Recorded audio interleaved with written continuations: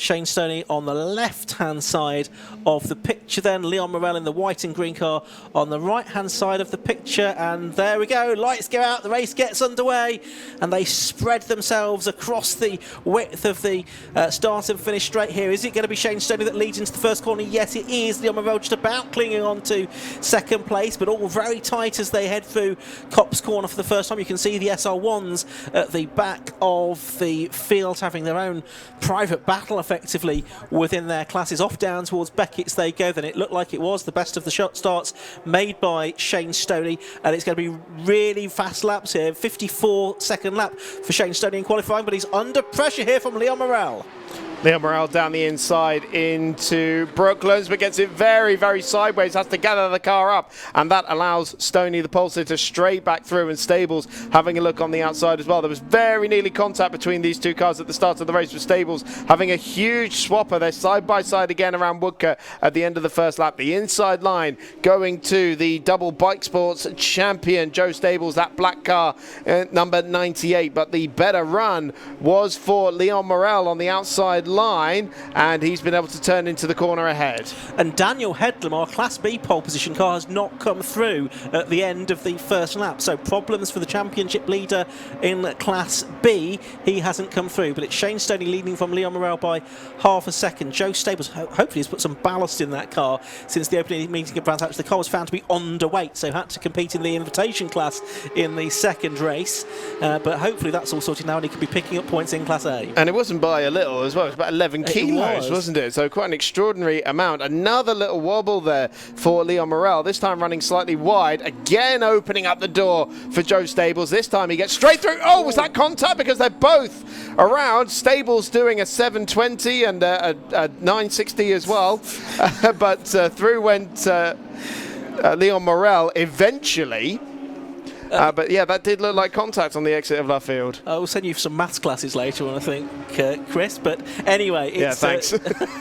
Morel that has survived all of that. It was Stables that was more delayed in all of that. Yeah, hard to know whether there was any contact or not from that angle, wasn't it? Maybe we'll find out if we get to speak to either of the drivers that were involved in that at the end of the race. Anyway, that's all good news for Shane Stoney, isn't it? Because he's now leading by more than 4 seconds at the end of just 2 laps of the race. He's already got below the 55s. He's in a 54.959, and the lap record here of 54.82 set by Shane Stoney. So that's the record he's going for. It's his own record. Meanwhile, there's Phil Brown. He is in 3rd place at this stage in Class B, behind Steve Bell, number 86, who leads it, and Paul Stewart, number 84, who's second, and Joe Stables is still there. Well, and we got a safety car out now, Ian, because of that. So, Stables is stranded on the exit of Luffield, and so we're going to have an intervention as a result of that. So that significant advantage that Stoney had is going to be eradicated. I don't think it'll matter too much, though, because on that last lap, Morel was 2 seconds slower than Stoney, so I imagine that will be quickly re-established. But of course, Morel's already had a bit of company in the form of our Class B leader, Stephen Bell. Yeah, I mean, Morel's car was not handling well, seemingly, in the first lap or so of that race. Of course, he didn't have much momentum to go into that last lap, did he? Because he'd been off in the gravel trap. So that might have partly explained why the lap was a little bit slower than it might otherwise have been. It might have some gravel aboard as well, which possibly won't help. But yeah, we're going to have a safety car. It's just going to be a question of what needs to be done to shift Joe Stables' car out of the way. It's one of those situations almost where you think he's probably going to drive that off himself as soon as they call the safety car, isn't he? Which is so often the way. Yeah. So it might not be too long an intervention that we have here. So it's Stoney leading, Morel second, Stephen Bell third, Paul Stewart in fourth, number 84, Phil Brown fifth, Keefer in sixth. In Class C for the SR1s, it's a comfortable lead for Gordy Much in the number 92 car. He is well ahead of Vic Sedera, who is second of the SR1s at the moment. They are in 10th and 15th respectively, and Dan Headlam, I can see, is there. So although he didn't come through on time at the end of the first lap, he did come through eventually, and is now up into 16th position overall, and will be benefiting from this safety car period. Yeah, so recovery drive underway for Dan Headlam there, 32-year-old Londoner, of course leading the Class B championship with an overall podium as well in race 1 at Brands. Former F4 driver is Headlam. Oh, we've got the 66 part at the side of the road. So that's Vikram Sudera. That was second place in Class C, was it not? He was until that lap when he's obviously stopped out on circuit on the Wellington Straight. So that's unfortunate for Vic, the 41-year-old from Leicester. Been racing for 5 years, originally in Porsche Boxsters, and switching to the Radicals for this season in this North Motorsport Run car. So we've still got more than 19 minutes to go of this race. It is a 25-minute race, of course, that we have for the Radical Club Challenge. 2 25-minute races. Last year we had some slight gimmicks, you might say, in terms of reverse grids and pit stops in the second race, but just 2 straight 25-minute races here. Rather than anything more complicated than that. Obviously now there is another car that needs to be recovered as well, not just Joe Stables, it's Vic Sudera's car. Luckily it's not an additional intervention. If you're going to have a breakdown, do it under the safety car, and then we can get them both done as and when.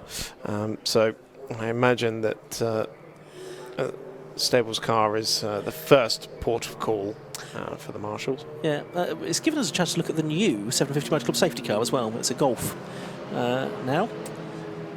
First time that we've seen that out. There it is. Excellent. Looking resplendent in its 750 Motor Club livery. Lovely looking thing. We had the Megane for many years before that, but now the Golf has taken over the mantle of the 750 Motor Club safety car. And after Brands Hatch, we just hope those lights are securely affixed to the roof, because it was on the opening race at Brands Hatch, which was the Radicals, where they parted company on what should have been the start of the race, which caused a delay. Anyway, we're coming through to the end of lap 5 here, with 18 minutes still to go. Shane Stoney still leading the way, of course. You can see a few pit boards being hung out there, but I'm not sure what information they're portraying at the moment. Of great interest. Well, of course, good news for Paul Saywood. Here is now on the back of his class leader, Stephen Bell, which I imagine will now be fighting for an overall podium place. But he was third in the Class B championship, and of course, Sudero was. Sorry, I'm confusing myself there, but Paul Saywood running in second in class at the moment, and trying to promote himself up to second in the Class B Championship ahead of Pedro Oliveira in his second season of car racing, driving Leon Morel's old car, in fact, having come over from the Mattel last year. Of course, now all Radicals in the newly rebranded Radical Club Challenge. So Joe Stables has been recovered to the pit lane. It's a broken wheel on Vic Sudera's car that is the problem, and that's why it's needing a full lift. So this is actually a bigger delay than the initial reason for the safety car, because it was fairly short work to recover Joe Stables to the pit lane, because the incident happened quite close to the pit entrance. But here... It's always handy when that happens. It is. It's a broken wheel, so the car can't be towed back. It needs to be a lift, and the Silverstone recovery crew on hand to do that, and I imagine they'll bring him in probably to the assembly area. So they've not got too far to go either to recover that car once it's on the back of the low loader. In the background shot you can see there the new car circuit that's been built here at Silverstone. Yeah, so if you take a look on the right, you can't see it from this shot, but obviously the new debris fences down the Wellington Straight, which has not only allowed the fans to get a bit closer to the circuit, but it's also opened up that whole area. So I believe in addition to the kart track, they're also creating a sort of event space there as well for concerts and whatnot. There you can see it's very much under development and coming under very nicely, and it looks great. Yeah, it's... a big improvement. So it was a bit of a wasteland in a way, that part of the circuit. There wasn't a lot going on. Car park, wasn't it, really, for Grand Prix weekends? Well, and important, isn't it, for Silverstone and the BRDC to get as much revenue out of every square metre of the Silverstone estate, and that's just another way that they can generate it. The developments that have taken place here at Silverstone over the years are incredible, really. It's unrecognisable almost from one year to the next when you come here now. It feels very odd looking back at even like 2010 footage of Silverstone, which for me was not that long ago. But yeah, I mean, we are talking like 15 years ago. Yeah.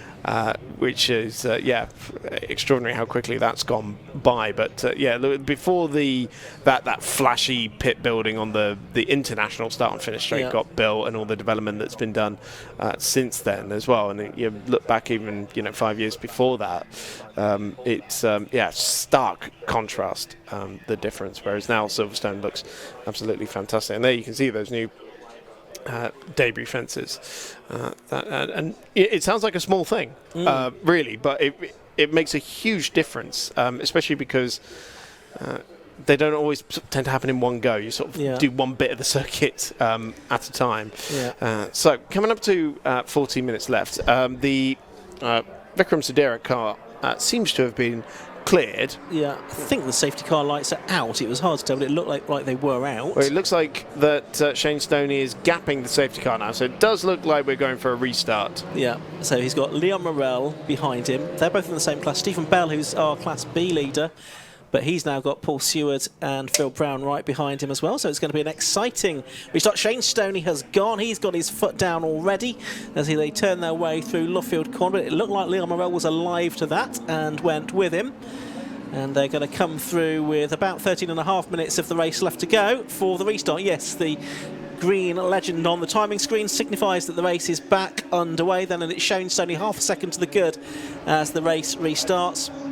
He has Leon Morel in second, so it's Stoney that leads in that number 89 car, the Radical PR6 from the Yorkshire driver. He's ahead now of reigning champion Leon Morel's similar PR6 in second place as they head on to the 8th lap of the race. Looked like Philip Brown was trying to make a move for second position of the Class B runners on Paul Sayward there. Just looking to see if he did get that move done. No, not quite.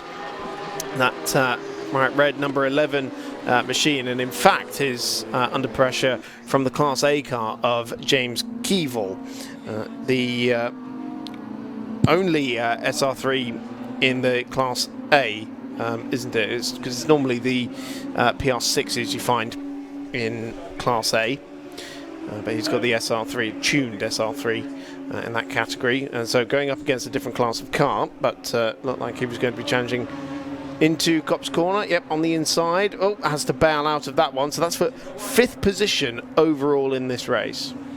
Yeah, so we're on to lap 9 now. Shane Stoney extending his lead to 1.7 seconds on the first flying lap, but not an improvement on his best lap time, which is still a 54.959, but still pulling out quite a gap on Leon Morel there as they head off up the Wellington Straight once again.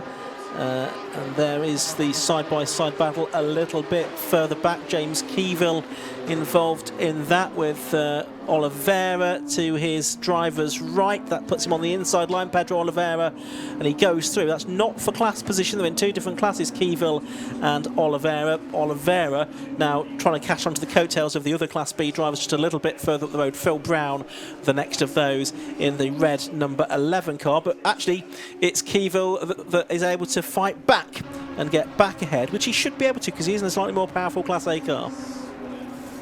Yeah, so he did manage to get back through, and of course he'll want to do that to give himself a gap to Doug Carter, who is in his class and also second in the championship after finishing third in both races at Brands, and of course a former class champion in this category previously known as bike sports. 3.3 seconds the gap for Shane Stoney, but Philip Brown still not done in his pursuit of second position in Class B, hanging over the back of Paul Sayward, who had a second place finish at race 2 in Brands, third in both races for Philip Brown last time out, so looking to improve on that by 1 in this race.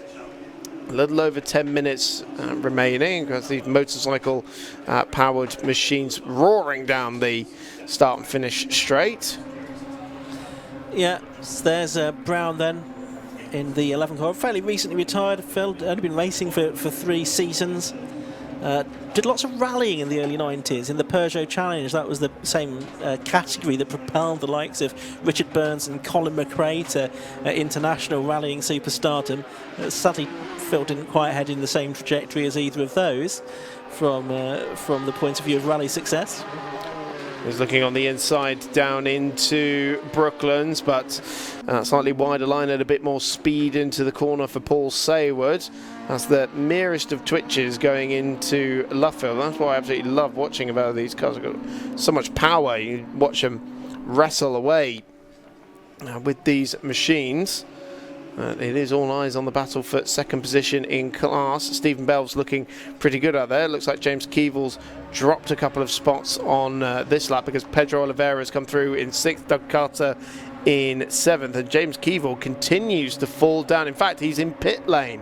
That's why he's tumbling down the order. So problems on that number 9 car that did have an overall podium finish last time out at Brands. Yeah, Jamie Keevil having issues there in the RJ Motorsport Radical Hayabusa. That is the ex-Rob Rees car, that one. Meanwhile, some side-by-side action here. Phil Brown and Paul Stewart disputing 4th position overall and 2nd within the class. And it's Stewart that's just about holding on for the moment from Brown, and Oliveira, I notice, is catching them as well. So this could become a 3-way fight before very much longer. Stewart in that 84 car. Done quite a bit of bike racing as well in the late 90s and early 2000s, switching to bike engined cars now, and going well here so far this season, but under a lot of pressure here from Brown, and I think any moment Oliveira as well. Yeah, he's closing in now that Keevill's cleared the path for him. So young Oliveira there, the 19-year-old national karting champion before coming into last year bike sports. I'm just going to say, sorry, Chris, Shane Stoney's got the lap record of 54.139. He has smashed his own mark of 54.82. That's quite incredible as this battle continues, and it's Brown up the inside. I think he might get the move done this time. He does. So Phil Brown, number 11, goes through to 2nd place within the class, but as we said, he's now got, Paul Stewart has, Pedro Oliveira there as well. So Philip Brown there tried the outside, tried the inside again, and it finally paid off for him. That was a staunch defence of that position from Paul Stewart, but as you say, had to give way eventually. Doug Carter in the Class A car also closing in on that overall battle, but of course it's the class positions that dig up the points as well. And what you were talking about at the top of the race, Ian, about how we've got 3 guys tied on points going into this race, because it's the class points that go into an overall championship. It is, and talking of that, Dan Headlam now back up to 5th within class and 8th overall. He was right at the back here, but Oliveira now challenging Stewart. Oliveira on the outside line. Has to then try and get the cut back onto the next corner. That puts him on the outside line. Luffield is going to try and go all the way around the outside. Paul Stewart there. Can he make that work? Not sure that he can. I think that's Doug Carter just in behind them as well. So they're coming through to complete lap 14. And these two are going to be, I was going to say nose to tail, actually pretty much side by side as they go across the line. It's still just Stewart holding on for 3rd place within Class B. Oliveira was all over the curbing on the outside, and going around the outside of Cox would be very, very brave indeed. Also, I noticed Philip Brown is closing in on the class leader as well, so that's definitely not settled just yet, as Oliveira looks for a way through at Maggots on Paul Stewart for the last spot on the class podium. Looked like he had a run out of Cox. There's the Class B lead battle. So Philip Brown is hauling in Stephen Bell. It was 0.8 of a second at the start of the lap, wasn't it? Yeah, and he's right with him now. It's less than a radical length. Nearly needed to push him through Luffield there. So we've got 2 great battles happening in Class B at the moment as we hit the end of lap number 16. They make their way out of Woodcote down the start and finish straight. Shane Stoney and Liam Morella way up the road at this point, but the concerning battle is for the class positions, and Oliveira did go through on Seward. Not sure if we saw that, but Seward's also now trying to repel the advances of Doug Carter. Another new lap record for Shane Stoney. Is he going to get below the 54-second mark? He might well do. He's only 8 thousandths away. 54.008. That's getting over 110 miles an hour, and that's faster than he went in qualifying as well, even. It's good. All the bits that were falling off of it that he was telling me about earlier, just making it lighter. Yeah, saving weight. That's exactly it. Anyway, so here's the Class B lead battle now. You've got Stephen Bell in the number 86 car up against Phil Brown. Stephen Bell has been racing with the 750 Motor Club for a long time in RGB, as he was, now Sports 1000, and kit cars as well. Actually, since 2001 he's been racing with the 750 Motor Club. And this is a Tim Gray Motorsport run car for him. And there is some traffic, and that's the Keyville car that's back out on the road. It's good to see after he came into pit lane, obviously moving around quite slowly at the moment, but the Class B lead still to be decided with about 4.5 minutes remaining.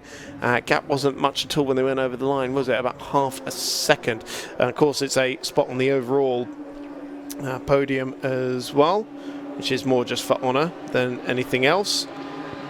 But, the gap stretched out a lot, or a little bit, but that was a little wide moment there from Philip Brown. But that line actually seems to work really well for him, unless that was just a bit of traffic for the class leader and trying to get around the car on the exit of Luffield. So that's compromised the exit of Stephen Bell and could give Philip Brown the run he needs. He's very, very close. They're rounding up the traffic still as they come out of Woodcote, but absolutely nose to tail when they head back towards Copse.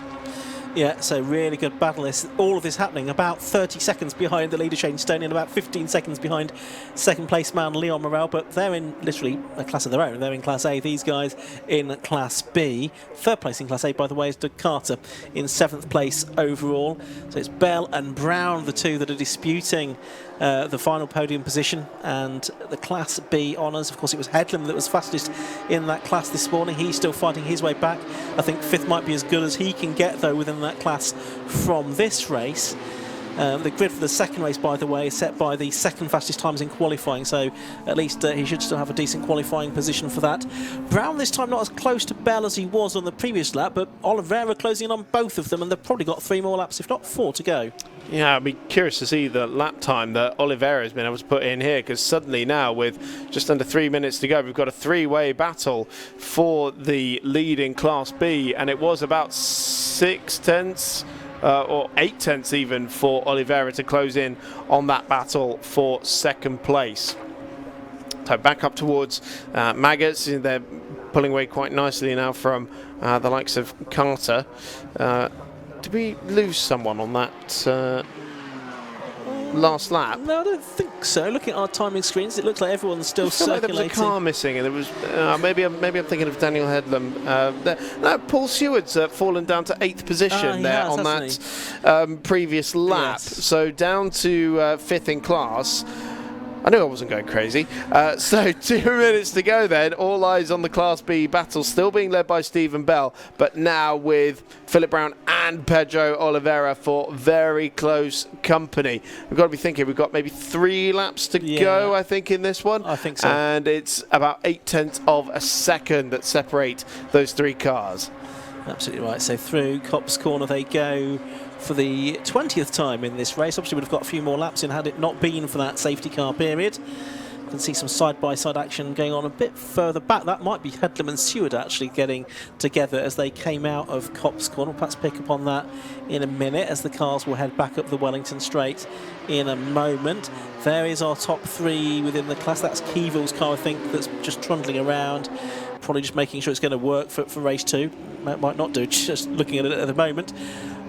Oliveira, the 19-year-old manufacturing engineering apprentice, he's challenging Phil Brown for second place quite hard now in that class. He had a win at Brands Hatch last year in bike sports, did Pedro. He's been karting since the age of 6, and I know that Luke Cooper of Team Brazil keeping a very close eye on what Pedro is achieving this year. We'll see if Team Brazil drivers making a reappearance in the Formula 4 end of season events this year. Off they go down towards Maggots and Beckett's once again. We've not had an improvement from Shane Stone. He's not got below the 54-second mark yet. He's in fact eased off by half a second or so as he comes into the closing stages. There's always race 2. Stephen Bell is coping with this pressure absolutely extraordinarily. Oliveira with a cracking run right round the outside of Brooklands, tries to get a bit of an up and under, and a little slide through Luffield, who he still carries very good speed through there.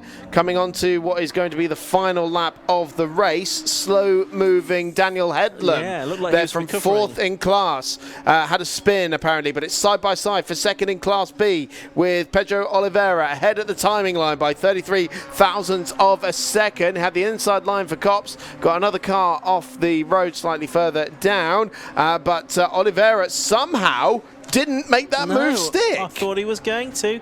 He'll have another go probably up the Wellington Straight for the final time. Meanwhile, already, yes, the checkered flag has gone out. In fact, Shane Stoney, so he's already come through to take a dominant victory. He's in fact already gone through the shot, I think. So far ahead was he, and Leon Morel just about to come through to take second position. But who's it going to be in third? It should be Stephen Bell. There's Morel in second. And that's what 25 seconds feels like. Yeah, exactly. And it's going to be Stephen Bell, we reckon, in second place. He's just come across the line now from Pedro Oliveira and Phil Brown. So Oliveira did get ahead of Brown, as I thought, probably up the Wellington Straight into Brooklands. But it was about a second covering those 3 cars, and Stephen Bell soaking up the pressure in that Tim Gray Motorsport Run machine. And I popped into their garage right when Tim was going through the laps with Stephen, going through the onboards, and said he was going to give him a word I can't say on air about his driving, but whatever Tim said, it's worked.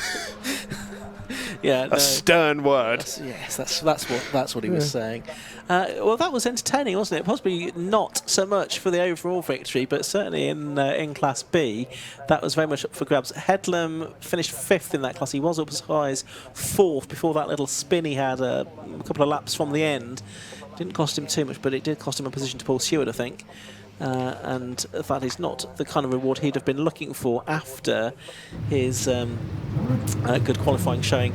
There's Shane Stoney. He's already into pit lane. It looks like he's got Gordy Much next to him for company as well, because he won in Class C. So there we've got Shane Stoney, who was a Sax Max champion with the 750 Motor Club as a teenager many years ago. He's done all kinds of things in between, time minis and actually some other radical racing. Now here in the Radical Club Challenge. Yes.